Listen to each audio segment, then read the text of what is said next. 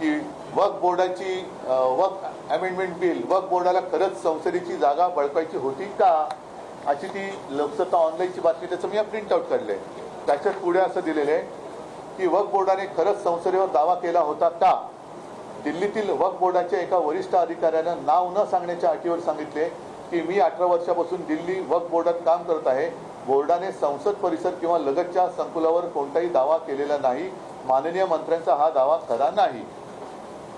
म्हणजे हे तुम्ही सगळे ही गोष्ट ही लावालावी का करताय तुम्ही.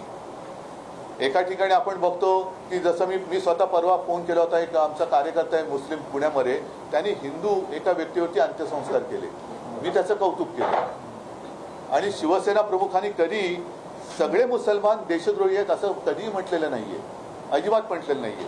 आज सुद्धा आमच्याकडे साबिरबाई शेख यांच्यासारखे अनेक कडवट देशनिष्ठ हे मुस्लिम कार्यकर्ते कार्यरत आहेत.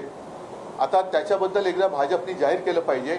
आणि परत एकदा सांगतो की आज सुद्धा मी भारतीय जनता पक्षाला पहिलं आवाहन करतो, नाही तर आव्हान देतो की तुम्ही जर का खरोखर एवढे हिंदुत्व करत असाल आणि तुम्हाला मुसलमानांचा जर का तिटकारा असेल तर परत एकदा सांगतो की तुम्ही तुमच्या झेंड्यावरचा हिरवा रंग काढा आणि न पेक्षा ही जुमलेबाजी बंद करा.